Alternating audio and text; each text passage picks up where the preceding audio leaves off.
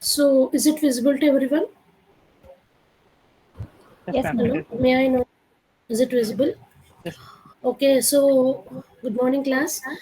And in between, I'll be asking whether it is understandable or it is understanding to you, and also whether the screen is and my voice is audible or not.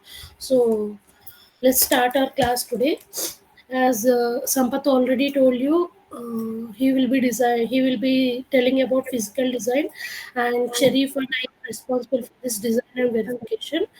So before going into what is our demo, what is our course today in design and verification, let me just give you a basic introduction on what is VLSI and why this field is having this much demand nowadays. Because when we go to 5 to 6 years back, as Sampath said, uh, at that point of time, no one know about this VLSI field. That means there is no way to approach this VLSI field. Only a few people know some ways regarding how to enter into this core. So generally, in every subject in engineering, generally you'll be having a name called core, right? So some will be saying I'm interested in code. So what is your code? For example, if you're an EC or triple E student, generally your core is VLSI. So once you enter into your core subject, it will be more familiar to you. So as all of you know what is VLSI, simply it is very large scale integration. So by the name itself, we could say that it is nothing but creating an IC chip. How will you create an IC chip? By combining thousands of transistors. Okay, so simple is just creating an IC. Very large scale integration means. Okay, so as I already told you, this field, this VLSI field is having a lot of demand nowadays. So why is this happening? Generally, can you think one day without an electronic device? At present, it is highly impossible. So, because of this, due to advancement in technology, there has been high demand for this VLSI engineer. So where is this technology? Generally, you're using mobiles and AI. Now it is ruling the world. Artificial intelligence. So all this type of things and smartphones, electric vehicles. So all are these designed by the VLSI engineer. The coding and verification is all done by this VLSI engineer. So that is the reason why VLSI field is having this much demand. Okay, so let's go into what is happening generally in order to I have already said to you that it is nothing but creating an IC, integrated chip. So either to design an IC or else any circuit, if you want to design, you have to follow some steps. So that is called as design flow. Design flow is nothing but in order to follow some steps before creating the IC. So these are the basic design flow of VLSI design. Okay, first is defining the requirements for the IC, developing a high level design, detailing the design, verifying the design, and then fabricating the IC. So we can call, generally you will be knowing in your college level as ASIC flow. Maybe I think you have learned about it. Okay, this is similar to that. Generally, in order to create an IC or else any other circuit, if you want to design, you have to know the basic requirements of that. What are the basic requirements? Generally, if you want to design a particular circuit, you want to know about what it is. I mean, for which thing you want to design it, for which work. For example, if you are going to design an adder, why are you going to design it? In order to add some particular thing. In the same way, if you want to design any other thing, you have to know what are the requirements for the design. Okay, for the other, what are the requirements? You need to have two inputs or else three inputs and two outputs. So all these requirements will be coming under defining the requirements. Nothing but, in technical language, you will be calling it as spec. Okay, spec is nothing but specifications. That means everything that you want to be designing, every information will be in this spec, and this spec is given by the particular customer who wants that design. He will be giving based on the requirements. Okay, That will be under this defining. And then coming to developing. So now we are having this requirement. So what is the next thing we have to do? We have to develop a program for it. That will be coming under developing a high level design. Nothing but we will be writing an RTL code in Verilog for the, based on the requirements we are having, we will be developing the program for it. And Ma'am, then, yeah. sorry for the disturbance, ma'am. Actually, slide is not changing. No, I'm still explaining in this only. Okay, fine, fine. Yeah, Thank you. sure. Okay. Okay. Hmm. And then coming to detailing the design. Okay. So coming to detailing the design, nothing but generally either in any industry, mostly as now we are speaking in VLSI, developing a code requires 30 to 40% of the entire time. So based on the requirements, you will be developing a code. So and the remaining 60 to 70% of time will be taking under verification. So verification is that important in VLSA. Okay, so since it is having 60 to 70% weight in this VLSA, so after developing the program, we have to write a test plan for it. This test plan will be coming under detailing the design. Detailing the design is nothing but we'll be writing how to verify it and what are the test cases for it. All will be writing. This will be coming under the detailing the design, and then coming to verifying. So after knowing how to verify it, we'll finally verify that particular design. Okay, and then comes fabricating. Fabricating is nothing but is the fabrication, developing the IC. So this is the 5 steps that are involved in this VLSI design Ma'am, flow. excuse me, ma'am. Yeah. Sorry to interrupt you. Hmm. The slide is not changing, ma'am. It is in introduction only. Right. Oh, really? Yeah. 1 second.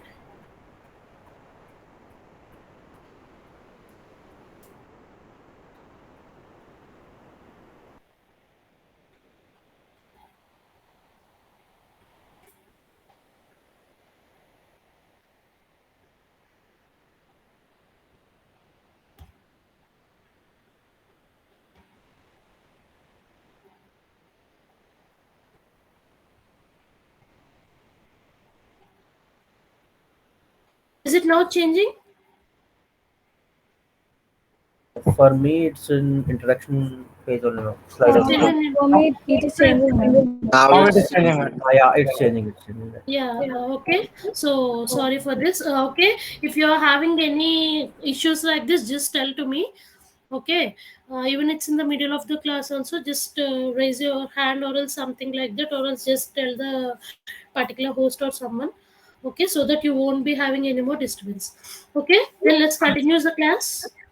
Wait a minute. I'm just. This is not a like madam is teaching your lesson. Okay, it's an interactive session. Yes, yes, Whenever that's you it. have a doubt, please raise your Just voice. raise Please. your voice, okay?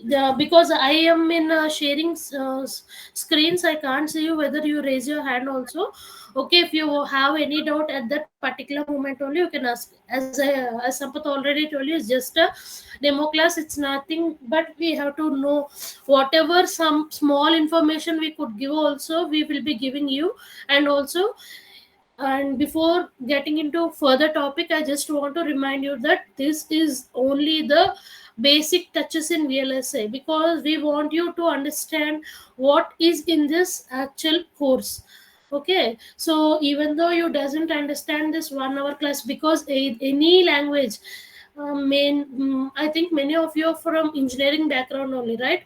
So your entire C course did you learn in 1 day itself, or else any course?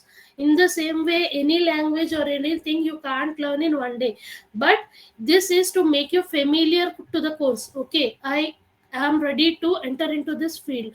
So in order to make you for that feeling, in order to make you ready for that thing, we are today giving you a demo session. At which point you doesn't understand, or at which point you are unfamiliar, just you can raise your voice for that. Okay, am I clear to everyone? Right, Yes. shall I go with the class now? Yes, ma'am. Yeah, sure. So this is about design flow. Okay, as I already told you, design flow consists of some steps like defining, developing, detailing, verifying, and fabricating. So again, this entire design flow based on the needs in the industry is divided into two categories. It is front end and back end. Basically, what does this front end have and back end have? For example, if we go with this design flow, the defining, developing, detailing, verifying, all this come under front end, and then fabricating and developing will be coming under back end. So basically the entire coding part will be in the front end, and the entire developing, that means entire hardware, if designing of the chip, will be under the back end. So if you are into coding, if you like coding, and if you are interested in coding, you should be choosing the front end. And if you are into hardware, that means you like integratings and all, then you can go to the backend. Okay, so this is about VLSI basic idea. Generally in industry, this is happening. Everyone can be either a front end engineer or a back end engineer. Okay, both courses are having the same demand, but there is a small just a thing I'm going to present you now in real time, in order to make you understand generally what is happening in the outer industry. I have given you this slide. Generally, if you are a front end engineer, you can find your opportunities like RTL design engineer or RTL integration engineer, verification engineer, validation, prototyping, DFT, verification, formal verification. So all these are the opportunities in front end. If you learn the front end courses, like we'll be going to tell you what are the courses in the further topic. So if you are a front end engineer, if you learn the front end courses, then you can be any of these things. And if you are a back end, if you learn about back end courses, then you can be physical design engineer, physical verification, layout, or mixed signal design engineer. Okay, so by this only you can understand now that front end is having lot more opportunities compared to that of back end, so that you can enter into any field you like.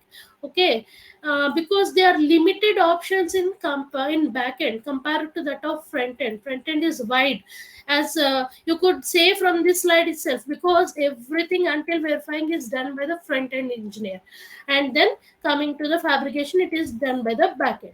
Okay, so as I'm already told you that front end, in order to be a front end engineer, you should master in these two languages and a methodology called UVM. It is a universal verification methodology. Okay, so in order to be a front end engineer, you should master in all these three courses: Verilog, System Verilog, and UVM. Madam, Okay, yeah. sorry to interrupt. Still, slides are stuck, ma'am. Still, it is Oh, in the VLSI design flow. why is it happening? 1 second. Madam, better go with the slideshow, madam. Yeah, okay. Now it is changing. Yes, ma'am. Now it is Yeah, changing. I think if I'm giving a slideshow, then it is happening like that. So, class, is it okay for you in this way? Is it okay for Yes. everyone if I could change the slides in this manner? Yes. Yes. So, okay. Yeah, some. Yeah, fine. Okay. Yeah, fine, ma'am. Yeah, shall I continue? Yes, ma'am. Yes, yes. So, sorry for all these things. Okay. Somebody raise the hand, please. Let me know. Is everything okay? If you have any problem, just raise your hand. As Manisha told you, just because if you raise your voice only, we could understand, because everything is online now. You can continue, Yeah, ma'am. Isabel. yeah, you can continue. I think it's fine. Yes. Okay. Sure. Then now it's changing. Where in which slide are we in? Introduction to HDL, right? Yes, ma'am. Yes, ma'am. Yeah. Next, Yes. Okay then. So as I already told you, this front end generally consists of these two languages and a methodology: Verilog HDL and System Verilog. So what are these languages? Generally, we call these languages as HDLs. HDL is nothing but hardware description language. Okay, just like any other language you have learned in your engineering, like C, C++, Java, this is also a simple language. Verilog, System Verilog, these are languages. So what is the difference between that and this? Basically, this is a hardware description. That means this language is nothing but we are describing the hardware that you are designing. For example, if you want to design a not gate, you can write it in a text format in Verilog. That is hardware description. That means whatever hardware you are fabricating, you are writing the code for that. This is meaning of this HDL. Okay, so basically, as I already told you, Verilog and System Verilog are HDLs, hardware description languages. So what are the most commonly used HDLs? Generally, we'll be using Verilog and VHDL. Okay, these are the two most commonly used languages here. Firstly, Verilog. In industry today, mostly 80% in the industry they are using Verilog itself compared to that of VHDL. The reason is very simple. It's very easy to understand compared to that of VHDL. Verilog is very easy to understand and it is very efficient to use. Okay, that is why we are going with Verilog nowadays. So coming to introduction to Verilog. It was designed by Gateway Design Automation in the year 1983. As I already told you, it's a programming language and it is a case sensitive language. Everything should be in lowercase. And then its syntax. If you are familiar with C, you can understand the Verilog easily.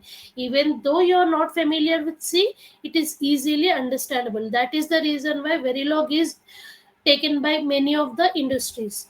Okay, and then coming to modeling digital systems. If you could see here, Verilog is used for modeling digital systems. Nothing but I have already told you. You are writing a code for the hardware digital system you are designing. So, in order to write this Verilog program or Verilog code, we are having different styles in order to write the code. Okay, you can write the code in four different systems, four different coding styles. That is called as levels of abstraction. Levels of abstraction is nothing but the way you write your code in different style. So what are basically those slides? One is behavioral level, another is data flow, gate level and switch level. So these are the four levels of abstraction in which we'll be writing our Verilog code. Okay, so up to until now, is it clear to everyone, or are anyone having any doubts? If you are having any doubts, you could raise your hand, or else I'll be continuing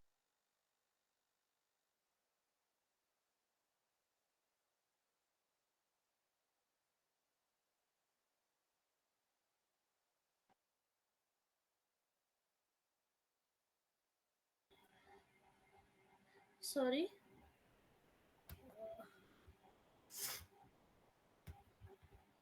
or else I'll be continuing with the class. Is it okay? Yes, ma'am. Okay, then coming to our Verilog program. So as I already told you, Verilog is a programming language. So it will be having the programming code. Generally, what does this program code consist of? Design block, module block. Sorry, design block and testing block. Okay, so what does this design block already known as? It's known as module, and the testing block is called as stimulus. Okay, and then before going into what does the Verilog program really consist of, as I already told you, we are having four different styles for writing the code. In the same way, how do you write the code? Because code is not a simple thing. Even though we are designing an adder, we have to have a complete knowledge on what does this adder really do. In the same way, when we are going to design a complex circuits, it's not an easy thing, because it is in the same way the entire program, if you could see, can't be written just like you are writing in the engineer in a C and Java. A simple program is not the thing here. In the real world, complex circuits will be designing. So this entire thing can't be written by a single one. It is generally divided into subblocks, and then they will be writing code for each subblock. So in this way, the design block is basically divided into either top down design methodology or bottom up design methodology. Okay, I'll be sharing you a simple diagram in order to make you understand this. Generally, what does happening in top down methodology and what is happening in bottom up design methodology? Okay, in this top-down design methodology, generally the top-level block is subdivided into sub-blocks, and it is further divided into leaf cells. The same thing will be done in bottom-up also, but in the vice versa. That is, leaf cells are combined together to form a macro cell, and then it will be combined to form a top-level block. Maybe some of you can't be understood with this diagram also, so I want to explain to you in a simple example. So let us consider we are designing a 4-bit adder. Okay, so for we need to write a code for a simple 4-bit adder. So either it is a 4-bit adder or anything. Firstly, what will we do? We will be subdividing it. The 4-bit adder, what does it consist of? 4 adders. And again, the adder further consists of, what are the things that adder consists of? Carry and sum. And again, carry consists of logic gates, and then or in the same way sum also. So in this way, the entire thing is subdivided into blocks until it can't further be divided.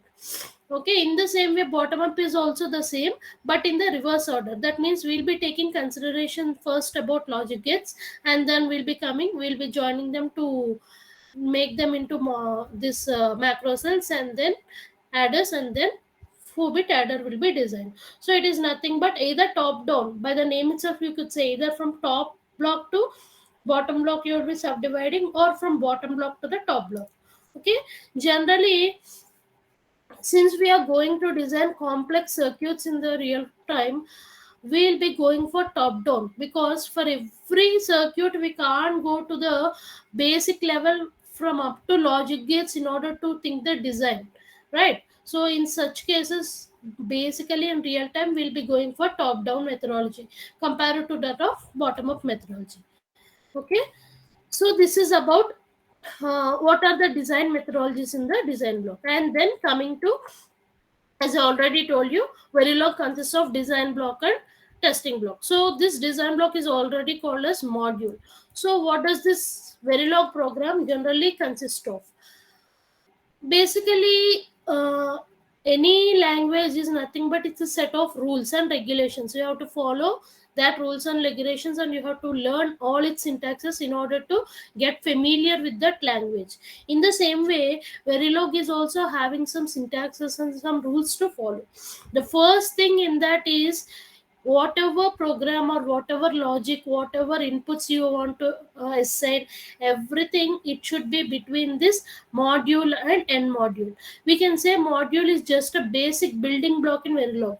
Okay, so you should remember this. Everything, whatever program you want to write, you should be writing within this module and end module. So whatever code you will be writing after the end module, the Verilog doesn't consider it. Okay, it is designed in that way.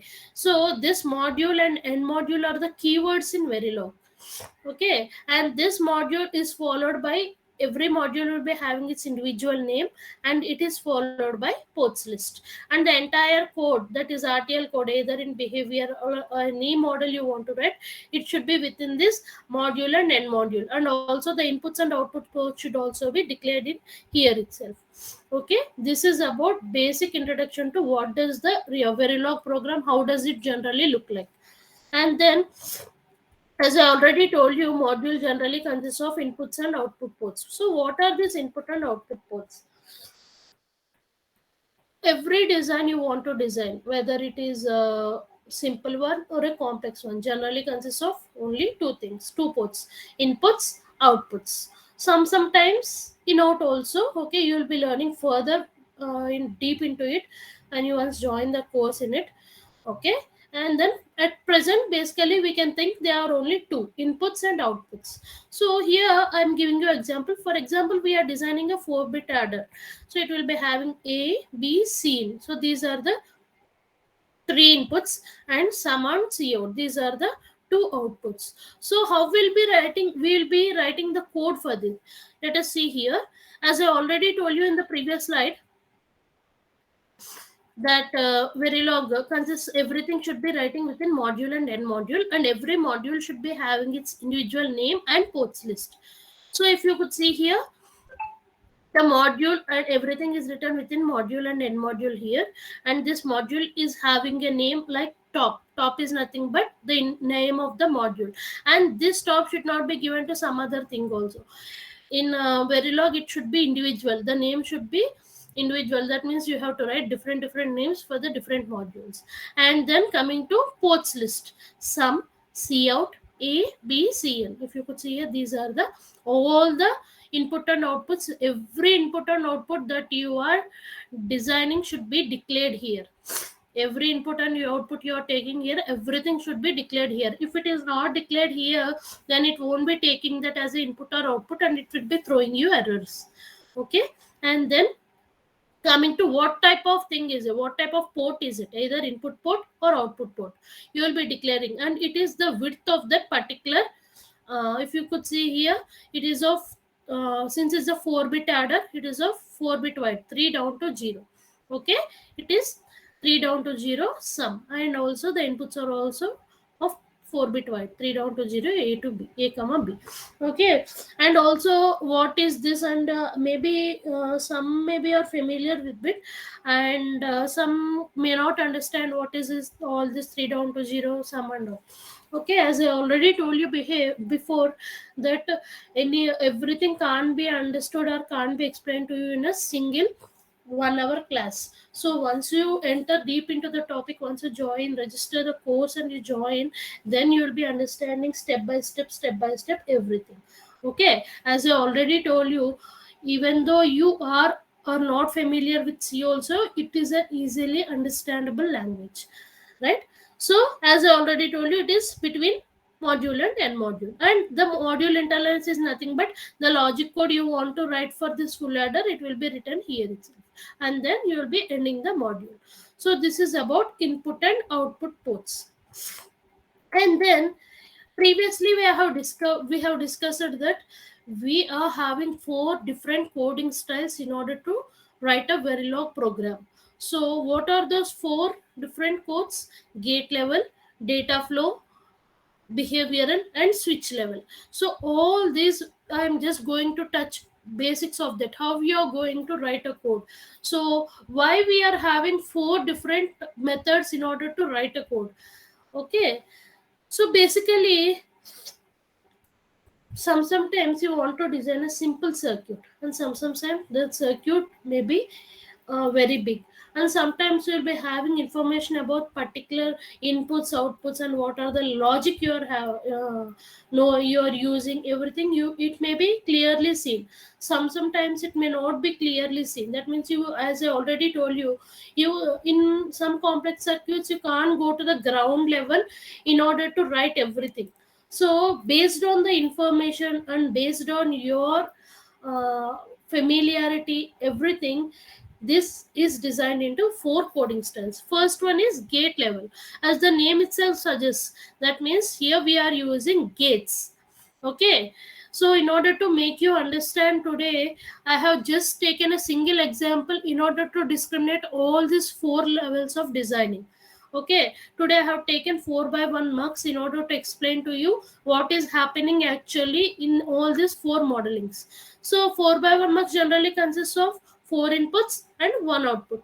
So basically this is the logic diagram for 4 by 1 marks. It is having 4 inputs, A0, A1, A2, A3, and output Y1, and it will be having 2 selection lines, right? So generally what does this gate level modeling do is, here we are having gates like NOT, and OR. So basically all these gates in gate level modeling in Verilog are predefined. That means we no need to write particularly again another code for NOT. If you simply write it as NOT, then the system will be understanding it is a NOT gate. If you simply write AND, you can be understanding it as and it is OR. Okay, so this is the advantage in gate level modeling. So before we learn how we are going to introduce, how we are going to write a module, how we are going to name the module, and how we are going to write the input and output ports, how we are going to declare them, and then now a further step ahead we will be writing about code in it. Okay, if you see here, this is the module, and this module is having the name M41. Okay, and these are the inputs and outputs and selection. Everything, whatever you want to declare, everything should be declared here. If not, as I already told you, the system will be throwing errors to you. So if you see here, y, a1, a2, a3, a4, s0 and s1. Okay, everything, every input and output is declared here. And then what is the type of port, either it is input port, output port, will be declaring within the module. And then wire, so this wire is nothing but a data type.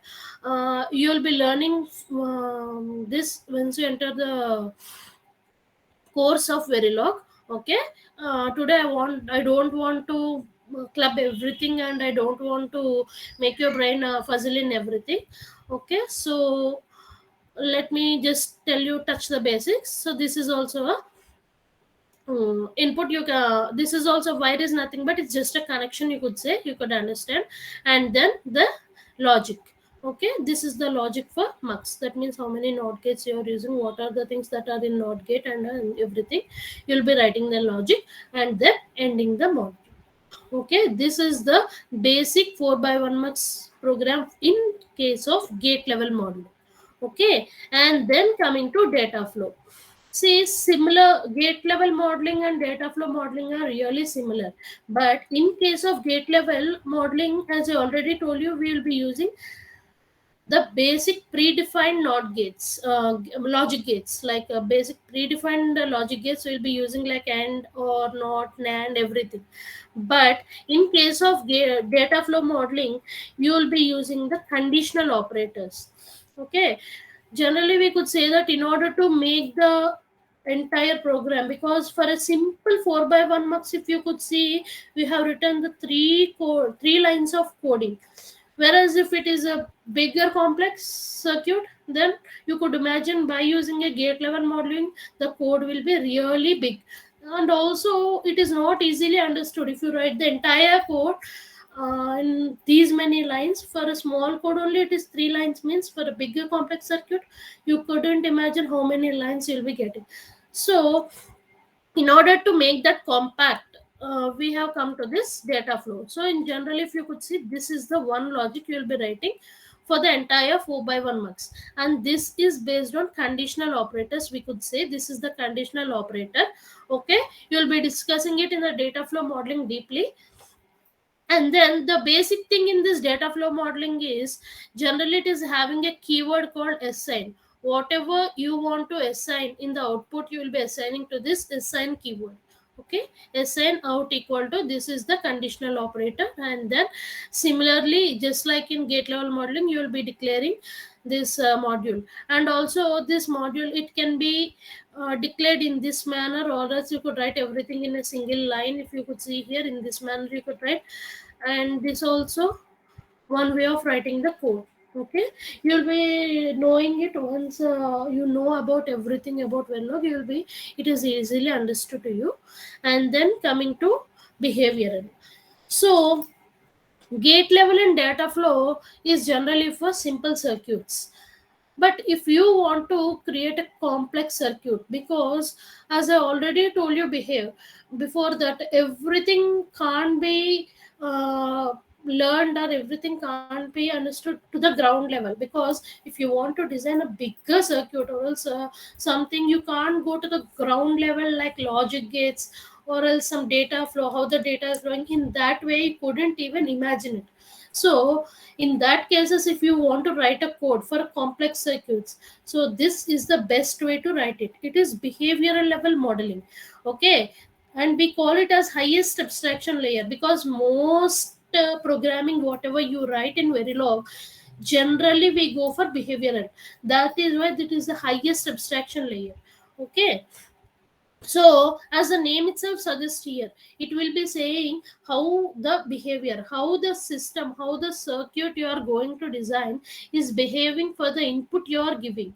For the input you are giving to that system, how it is behaving, and it is giving the output. So just based on that concept, you will be going to write a program for it, right? So that is about behavior modeling. If you could see the same thing, everything, the declaration is same here, and the input and output. Okay, and then this is the actual code. Okay, you have used a case statement here. Okay, these are the things S0 and S1. Based on the behavior of these two selection lines, you will be the output will be changing, and based on this only we are going to write a code. This is about behavioral level modeling. And then coming to structural modeling. Actually, this is the least used, or you could say it is not at all used. But in order to make you understand what is what, I have just kept you this slide. So if you could see here, this is similar to that of gate level, but the difference is that, as I already told you, in gate level Verilog program, all the NOT, AND and OR gates are inbuilt. That means they are predefined. But in case of structural modeling, these are not predefined. We have to write the individual program for everything, and then you have to write the code for it. Okay, this is about structural modeling. Structural modeling means you will be writing entire structure, you'll be writing the code for our entire structure. Okay, this is about Verilog, right? So up and until now, anything you couldn't understand, or else anything you want to share? Anyone? No, ma'am. Yeah. So is it understandable to everyone? Could anyone answer, please? Yes, madam. Yeah, okay then. Right, let us continue. So this is about Verilog. So what is this happening? What is happening in this entire language? I have just given you a basic idea of what is what and what are the things that we are going to learn in the Verilog. And now the second language, it is System Verilog. So, as I already told you, any language can't be understood in a single slide or a single class. But so, as we are in today's demonstration, I just want to introduce you to the other two things also, like System Verilog and UVM. Generally, up to Verilog, everyone is familiar with Verilog language, maybe because, as I already told you, it is similar to C, and also since many of you may be engineering students, so in your some subjects or in something, you'll be having this Verilog. So all these things you are familiar with it, but when coming to System Verilog, it is really unfamiliar language to you. So before getting into this topic only, I just want to make you clear that whatever things until now, maybe it is understandable to you, or maybe somewhat it is familiar to you compared to the other two languages. But in System Verilog, what is happening is, it is, I think, a new language to you. So just I want to touch basic what is happening is the thing I want to just tell to you. Okay, and today I won't be going to any what are the things that we are using in a System Verilog, everything. I just don't want to elaborate them. I just want to give you a simple touches on this language. So basically, System Verilog is both hardware description language and hardware verification language. Okay, so what is this HDL? Until now we have told you that Verilog and System Verilog are both HDLs. But along with HDL, System Verilog is HVL. HVL is nothing but hardware verification language. Okay. So as I already told you in the first slide itself, that 60 to 70% of the entire time will be taking under verification.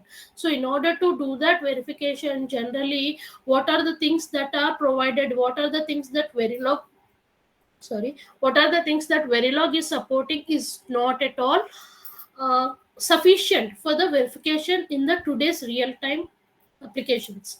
Okay, so that is the reason why we have come into the System Verilog with much more advanced features compared to that of Verilog. Okay, so that is why it is both hardware description and hardware verification. So what is this hardware verification? We will be discussing it sometime later. Okay, so as I already told you, it is having many more extra new features compared to that of Verilog, in order to make it compatible for verification, right? So why SV over Verilog? So you could see that, you could think, okay, since verification takes entire time, okay, if we want to learn verification, means we could learn only SV and UVM. No, it's not like that. Basically the thing is, in your way of thinking, I could say that you could if you will be seeing movies, right? So without seeing the part 1 movie, you couldn't understand part 2 of it.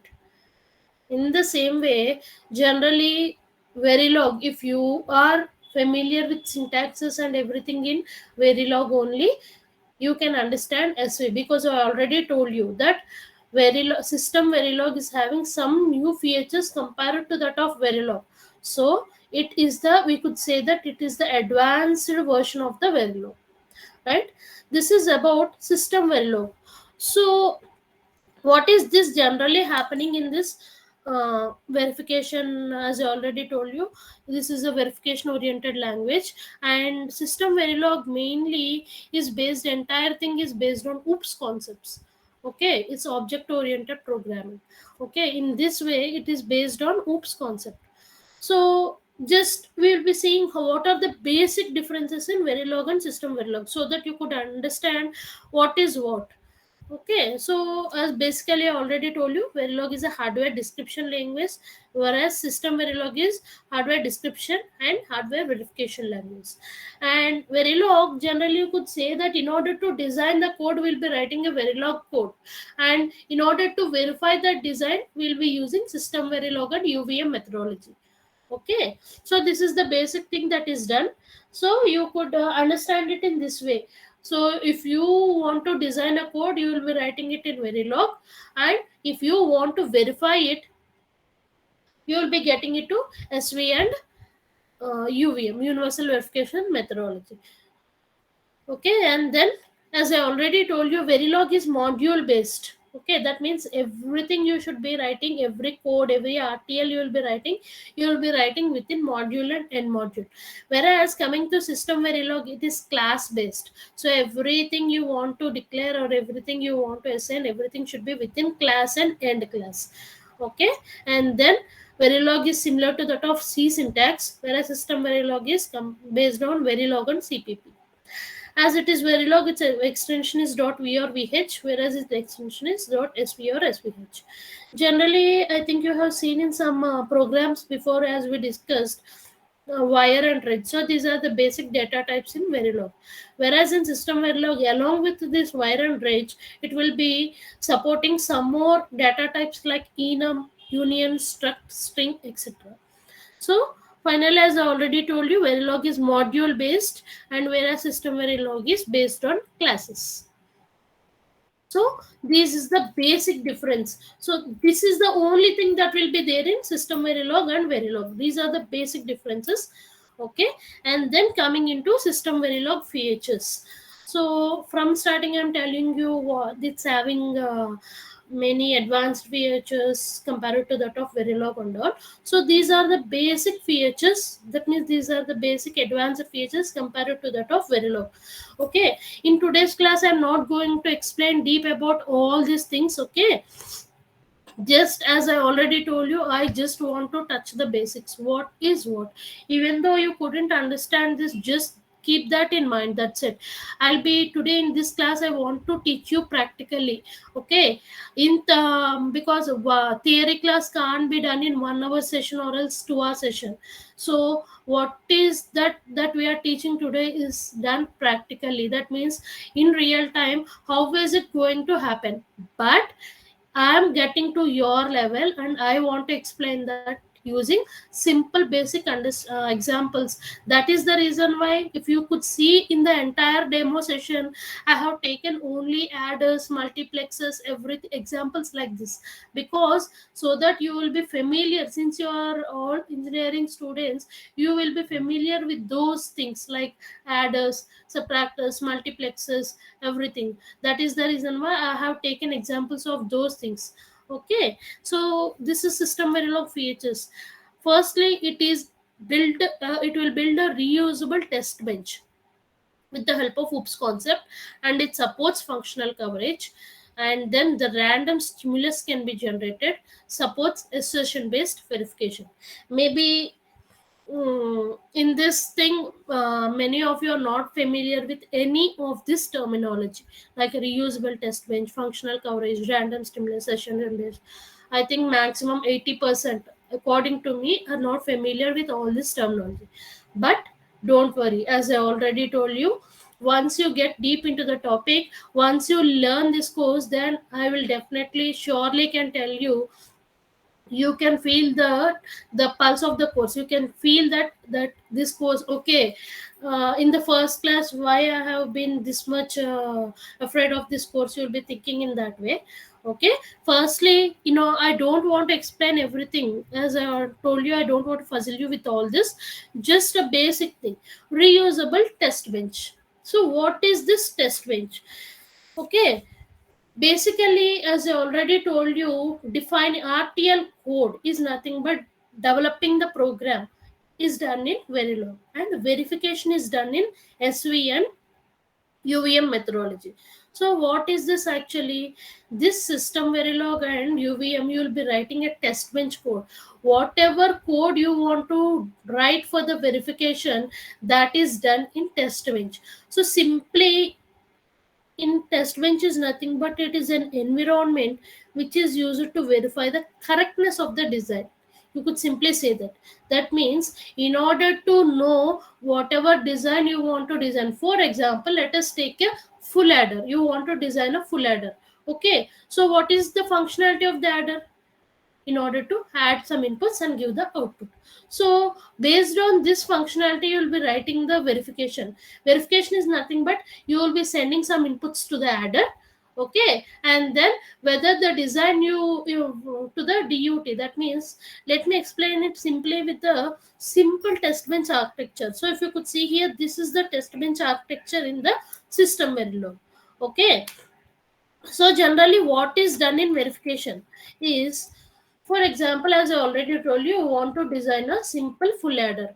For full adder, what are the inputs? A, B, C, three inputs, and the output, let us consider it as sum and Cout. So this code you will be writing it in a Verilog program.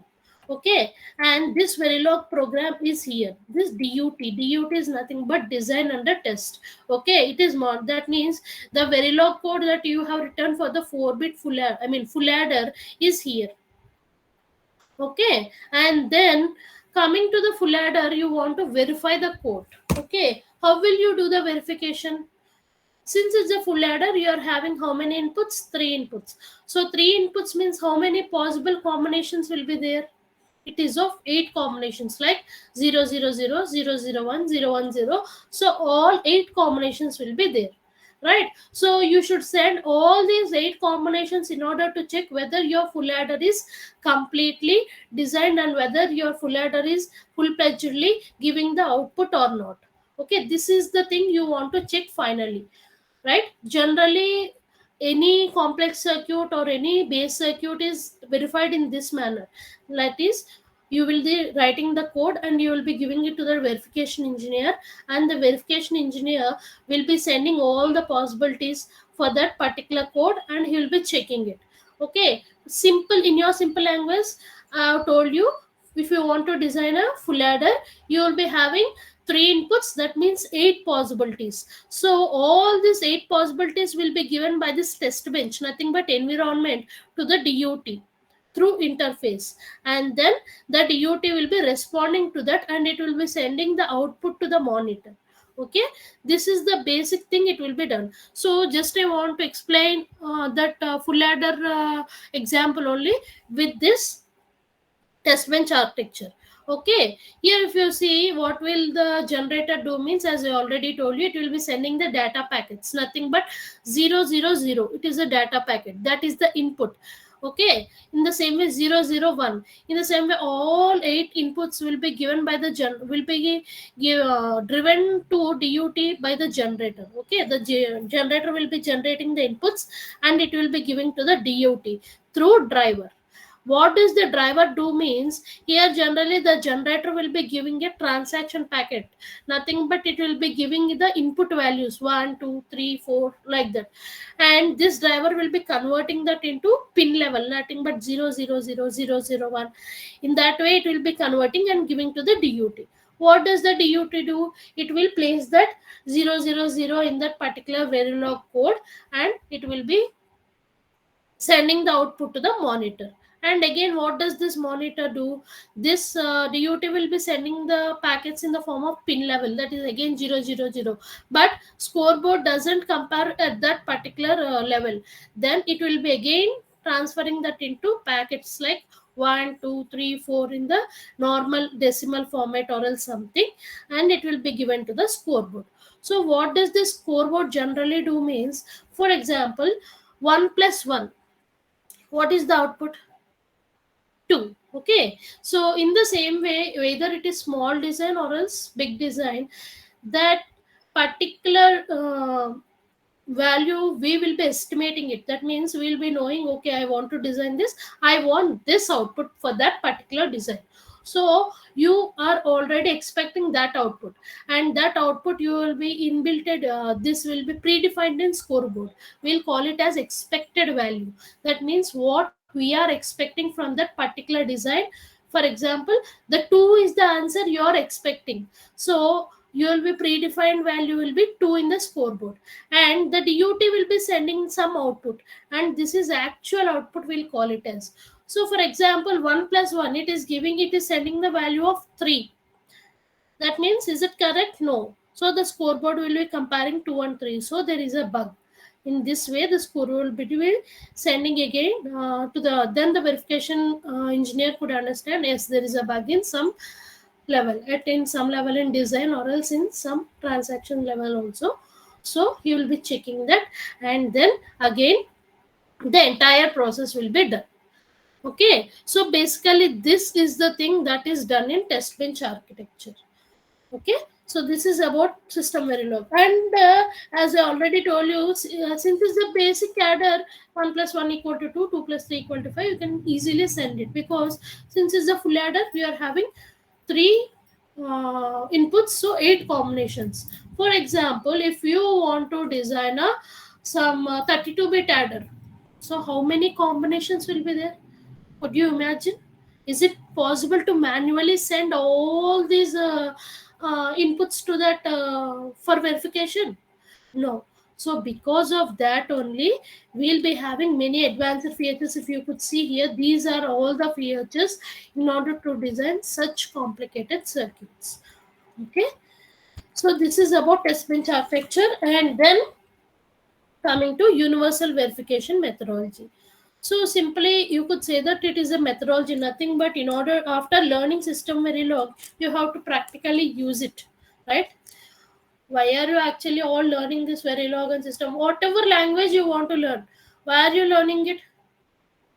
In order to practically implement it. So that practical implementation methodology, it's nothing but you are going to practically implement it in this universal verification methodology. It's nothing but it's similar to that of system verilog, but it is having some set of libraries, classes, and in order to build the test bench, in order to make the test bench environment, we are using this universal verification methodology. As the name itself suggests, every field will be using only this. That is why it is universal verification. That means every field, in every designing generally will be verified in this particular methodology itself. That is why it is universal verification methodology. And then coming to the conclusion of our today's demo session, so basically UVM and system verilog are both used in verification, as I already told you. And verification is nothing but writing a test bench code for the particular design that you are designing. Okay, so this is the thing about our course today, that is design and verification. Okay, so basically in this design and verification, I am the person who is in charge of languages like Verilog, HDLs, and methodologies. So this is our today session. If anyone is having doubt, today we thought of just giving you a question, like query session for 5 minutes. So before leaving, everyone, if you are interested or else if you have any doubts regarding this, you could please ask us by raising a hand.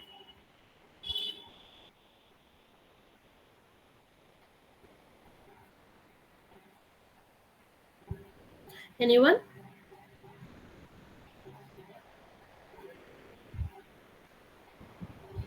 Guys, anyone having doubts, please raise your hand and ask.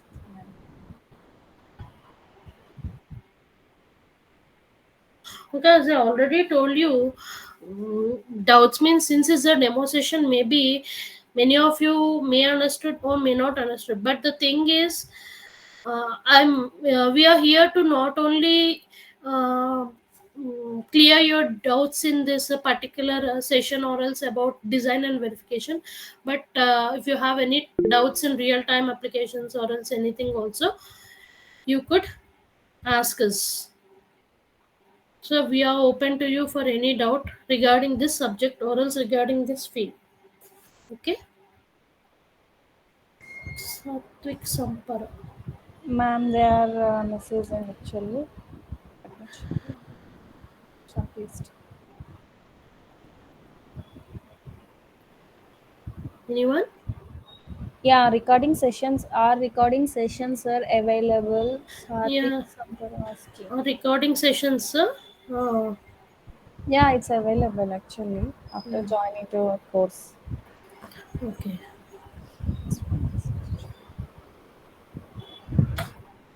Anything else? At least you could send a message or else anything if you are not willing to raise your hand and ask.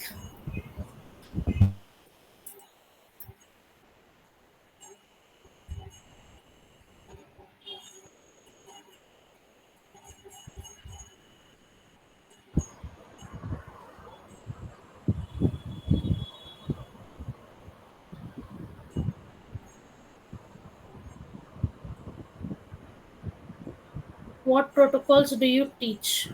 So presently we are thinking that we'll be going for APB and AHB. So once you'll be registering into the class, and before registering into the class itself, maybe Sampath will be giving about all the details about our course structure and all everything. Okay, Yes. don't worry about that. You could ask this Sampath or else Monica for that regarding the course structure. How much time the classes will be daily? So maybe 1 hour, 1 to 1.5 hour basically. Yes, ma'am. 1.5 hour. Yeah, Uh, 1 to 1.5 hour yeah, at based five on the thirty. concepts. At daily 5:30 p.m. You will arrange the 5:30 session. maybe or 5:40. Okay, you Yeah. know, 10 minutes in and out is okay. Basically, we are thinking that it is from 5:30 to 6:30, and if we could extend, because every day can't be the same. It may be 10 minutes in and out. So basically, we are thinking the session is from 5:30 to 7. What about the projects? Mm, as I already told you, we'll be giving you a course structure for it. Everything about what we are going to teach in this, we'll be giving you a particular course structure for it. Don't worry about that. Anything else?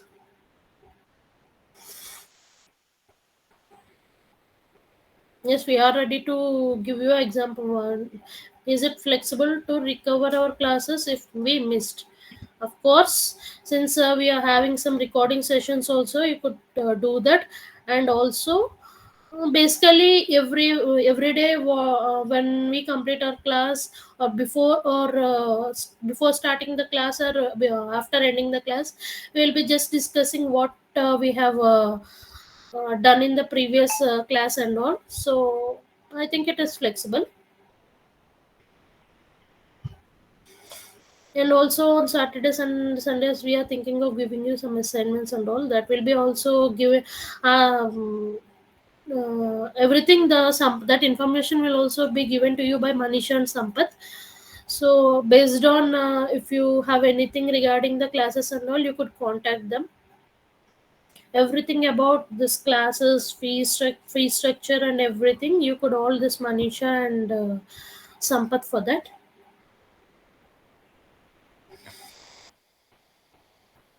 And just one thing I want to tell you basically. So in the real time, generally if you go, as Sampath already told you, today our motto is to just give you information. Because if I already told you at the starting itself, 6 or 7 years back, even though we have the interest in this particular field, we can't find the way to go to that thing. But now it has become so easy. And also the thing is, if you could see the outer if you could see, because we are also one who learned this language and who came into this field. Because everyone who want to enter into this VLSI field, not only VLSI, any field you want to enter, you should be capable of learning some, you should have some worth on it, right? So because of that only we are going to introduce these classes today. And you could see outside, no one will give you all the three languages at this with the particular fees that we are giving to you. So, and about the fee structure and all, you can go and ask Sampath, do you refer us for the work after internship? Yeah, Manisha. Yes, ma'am. Yeah, you could just Yeah, answer this. Do I'll you refer answer. us for the work after internship and when the classes will be started? Maybe in So the December first week or else something.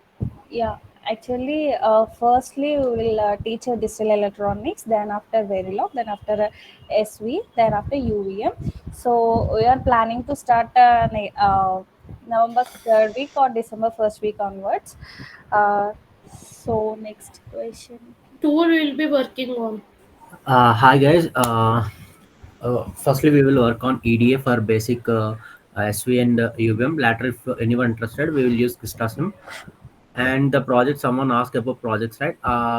We will implement simple FIFO, and we will implement APB and AHP. Like we will implement a test bench upon the APB and AHP protocols. Okay.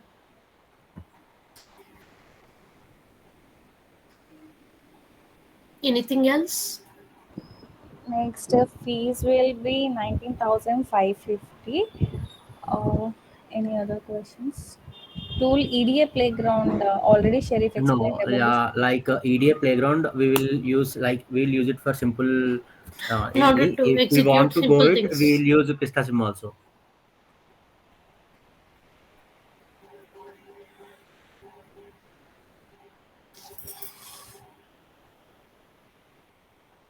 Anything else, guys?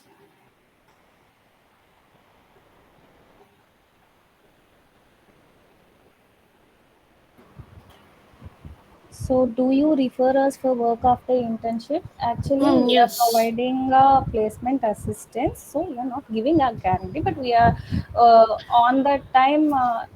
If any placements will be there, so we'll refer to that. So, we are giving a placement assistance after the internship completion.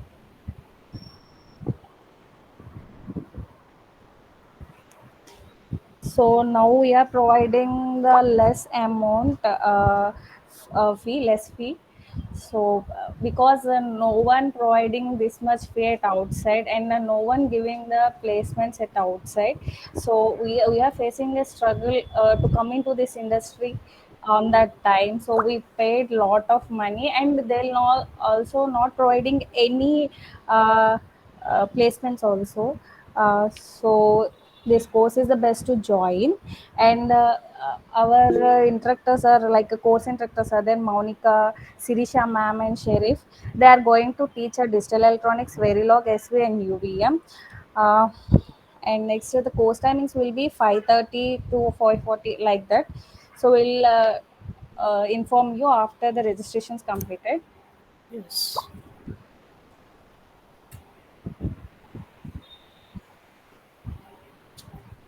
And we are taking only 20 members because uh, less knowledge, like less amount, less people, and giving a good knowledge is our main motto. So that's why we are taking a 20 members for batch. So after this 20 member place, we will take another batch, but we will take care about these 20 people. Hari. And we are providing there some tasks and assignments also uh, after joining this. And mock interview is also providing after the internship completion, a project and mock interviews all we provide. Duration will be 4 months. And course fees, yes, course fee is 950. Is there any doubts, guys? So, if you don't have any doubts presently, we'll be ending our session here. And Can you repeat so, how if much? you're having any doubts, please ask us as soon as possible. Ma'am, can you repeat how much was the course fee? Pardon? Can you repeat how much was the course fee?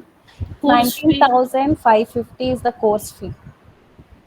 19,550. Yeah. Yes. Okay, ma'am. Duration designing practically also done, of course. So duration is, as Manisha already told you, basically we are thinking it is 4 months. If maybe 10 days Yeah. difference One may be month. done. Yeah. Extended to 15 days to Yeah, 20 days like that. that's it. Yeah. And very log practical means, actually, as I already told you, for every concept we are going to tell you, everything will be done practically on the EDA playground. I'll be showing how the programming will be done and how the outputs will be.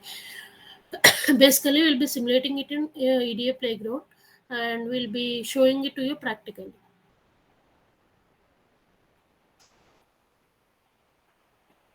Can you send a PDF of the whole course syllabus structure? Sure. We'll be sending you. Manisha will be taking care of that. Will you provide certification after internship? That yeah, Manisha will be answering you that. Yeah, I'm sharing the screen and I'll display the course structure.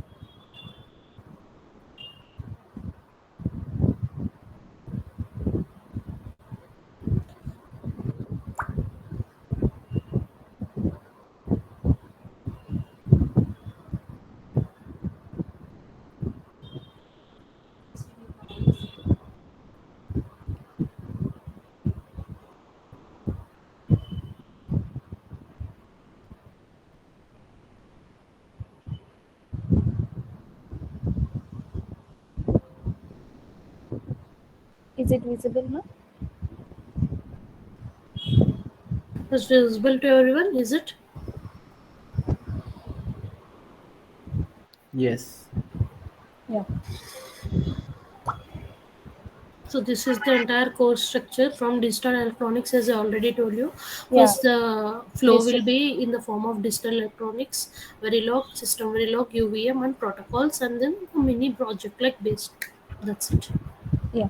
Digital electronics we teach Monica and Verilog SV Sri Shaman. Then after UVM Sherry. Monica, can you? Hi guys, this is Monica. Actually, I have 2 years of experience in the VLSI industry. Previously, I worked on design verification. Now I am working in the DFT. I will tell you digital electronics because what is digital electronics? Why we are learning digital electronics? When I'm learning in the digital electronics, is it really useful to the world? Then calculator comes under the picture. When it will add, how it will add means 1 plus 1 plus 2 equal to 3. It will display right. How it will add the functionality. Everything, everything comes under the picture.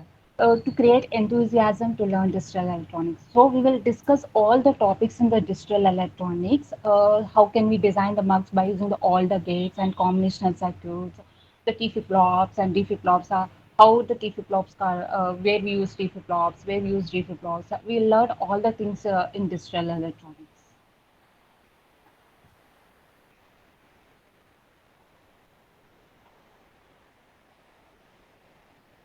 Yeah, very log. When we are learn, we have a good at digital electronics. We have to come at a very log because the foundation is should be very strong. So that's why we are giving the we are giving the all the things. What is the importance of digital electronics? How we can write the code in RTL? Because without digital electronics, we can't write anything in the RTL. So we are doing the great foundation in the digital electronics. So Verilog, what are the different models we have? How can we write? You can see that in the section, the D focus one marks, how we can write in the different structures, different modelings. So we can teach all the modelings in Verilog. And what are the system tasks we have, directories and everything. In C, we have to use print, right? To display everything. Here we have different types of system tasks. So we are giving that guidance also. How can we display the everything. And coming to the SV, the system Verilog. Why we are going to system Verilog when we have an RTL? So in RTL, we know the functionality of everything. Suppose we can take AND gate. What are the inputs of AND gate? If any two, the two inputs are one, then only we can get one, right? So we have to check that in RTL. So in system Verilog, we give random numbers. The functionality is working for everything or not. So we can check in system Verilog. And by using the methodology comes under the picture that is called UVM. So by using the UVM methodology, we can create this coverage and assertion. How much code is working? What are the functionality it is working? And everything comes under the UVM. These are the contents we are giving to you guys. Hope you can understand this structure. So, as Monica already said, this is the basic structure of our course. Generally, many institutions, if you see outside, they don't give this digital electronics. But the main reason we introduce the digital electronics today is once only you know the flow of that particular circuit. For example, as Monica already told you, in order to design a simple adder, you need to know what is being done in adder. That means you need to know the logic in order to write the logic. Okay, in order, if you don't know about basic what is adder, how could you write the logic for that adder? Right, so in order to just, I think many of you are familiar with this digital electronics, but in order to just a brush up session, like, okay, in order to brush up your memory, we are just providing a digital electronics course also in this. And we are providing the internship certificate also. So is there any other doubts, guys?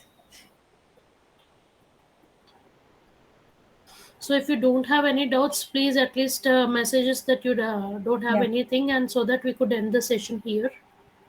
yeah, we'll answer it in a chat box also.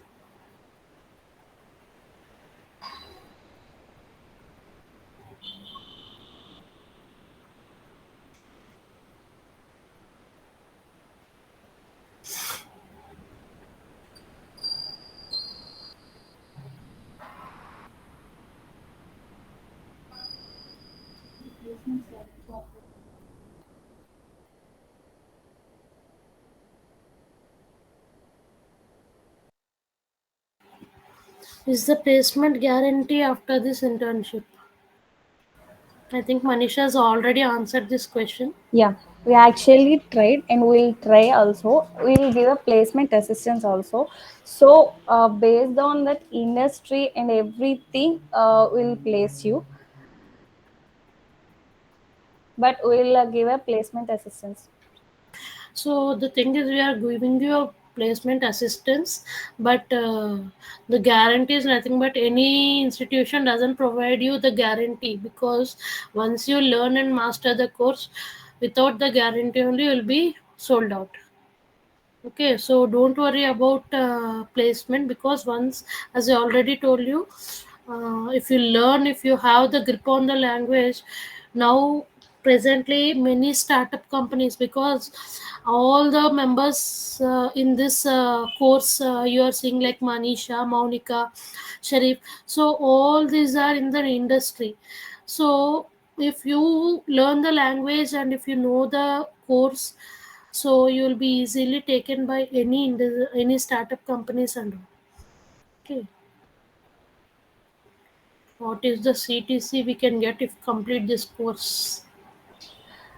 Guys, actually, we are providing a good knowledge first thing. Then after, we are giving a guidance also how to enter into this industry, and then after, we'll place you also. So once you will get into the industry, you will get a based on industry norms only. We are getting like starting for product based companies like that, you will get 10 above, 10 LPA above, and for service based companies, you are getting a 7 above, like that. For startup companies, you are getting a 4 lakhs above. So, like that, based on the industry only, you will get a Guys, we are giving the assistant for the mock interviews. We are taking the mock interviews and we give the guidance regarding on how you can perform in the interviews. So it is a very important to guys. You learn more thing, then only you can place right. So be concentrate on learning. Not only here, you have to learn more things, right? So CTC and everything depends on your knowledge because sometimes it's if you take more knowledge, if you perform well, then only your CTC will be good. Okay, it is depending on the company, but also if you have more knowledge and if you convey your knowledge to the interviewer, then only you can get more CTC.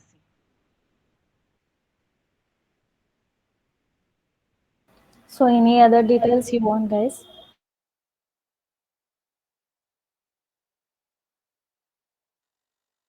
No.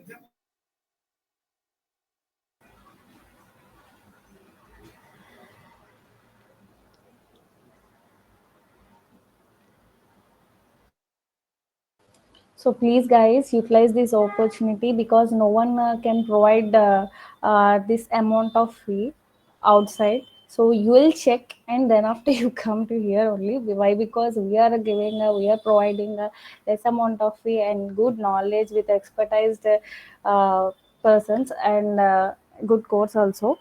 So we will guide you because we are facing struggles like that only to come into this industry. On that time we don't have any guidance to come into this industry, but right now we are with you to come into this industry.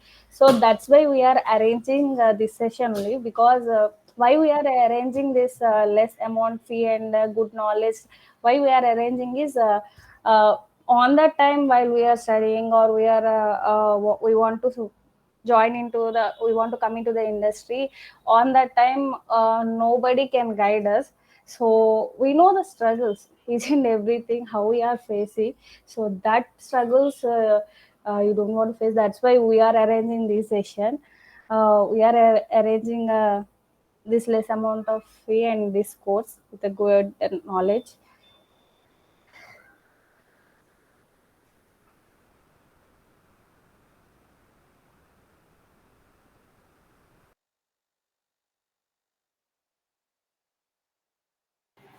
So that's it. Does anyone have any other doubts regarding course or else regarding anything as I already told you? So maximum I think Manish and Monica and me already told you about everything in this present scenario, what is happening and all. So yeah, Manisha. Yeah, guys. So I'm sending a number. Please, if you are any interest, guys, please ping the two number. So I'm mentioning the chat box.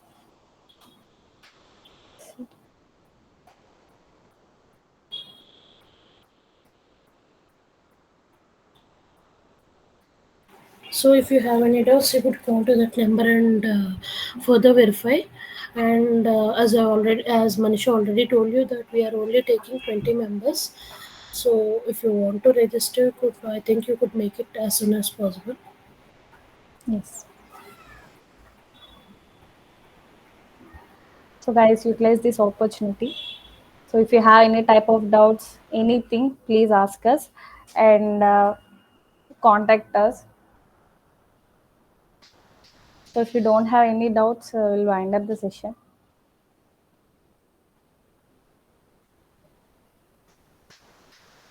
Any silly questions also, we'll answer it.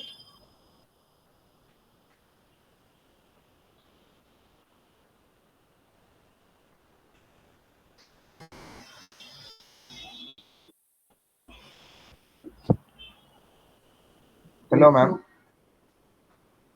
Yes, yes, yes, Sunny. Mm. Ma'am, is there any deadline to pay the fee, ma'am? Actually, we are giving a 15 days time after registration, completion of registration. We are giving a 15 days time only. So after 15 days, you don't have chance to pay. Okay, ma'am. Is there any installments or else we have to pay at once? No, not like that. Actually, within 1 month only, you have to complete. That's it. Okay, ma'am. Yeah.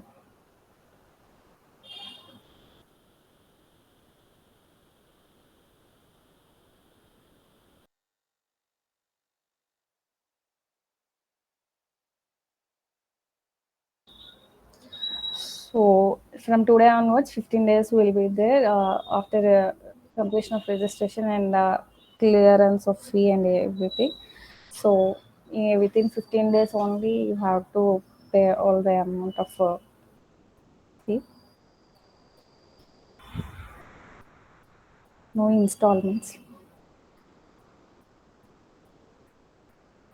Because we are providing the sessions in online only, so we are not providing offline for the interaction session or also for everything, each and everything comfortable. That's why we are providing sessions on online only.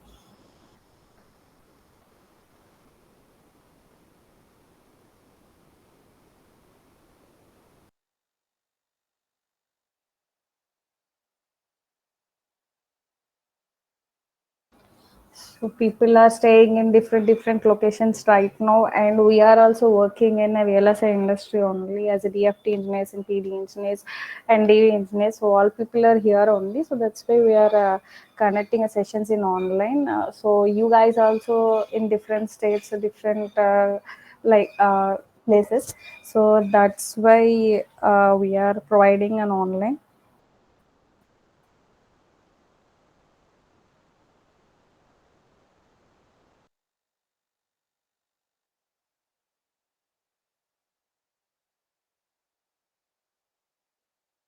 So, guys, anyone interested, please ping to this number. I already mentioned in the chat box. So please ping to this number. So if any other doubts you have, please ask me in the chat box or me.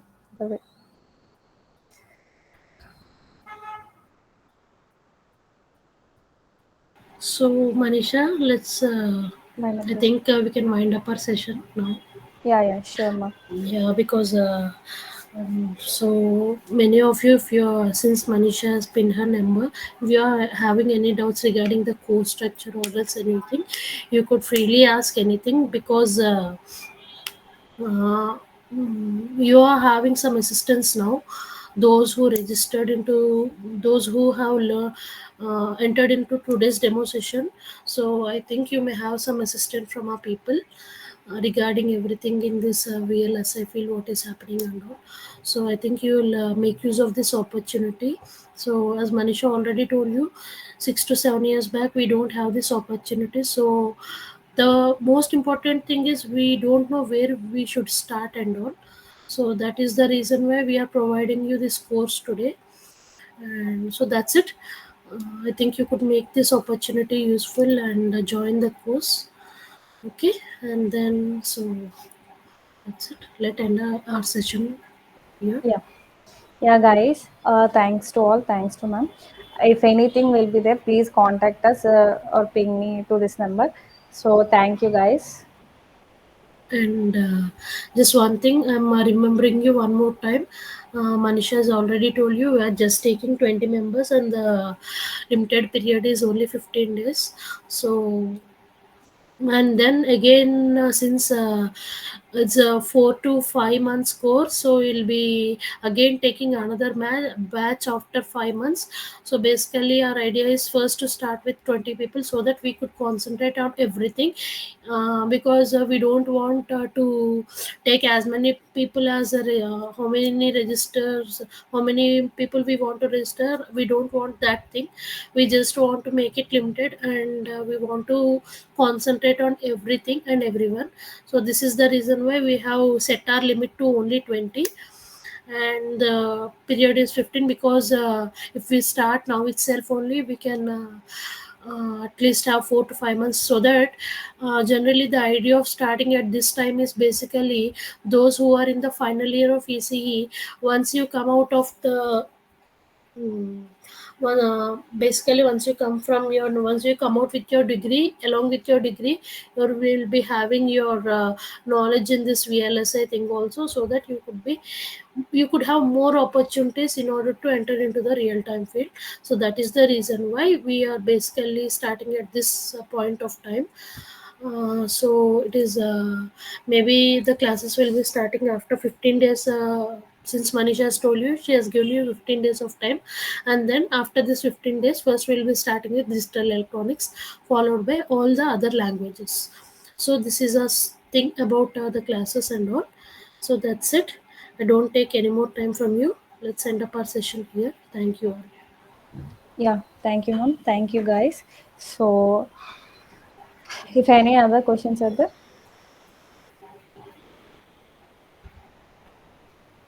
if no, we'll wind up the session.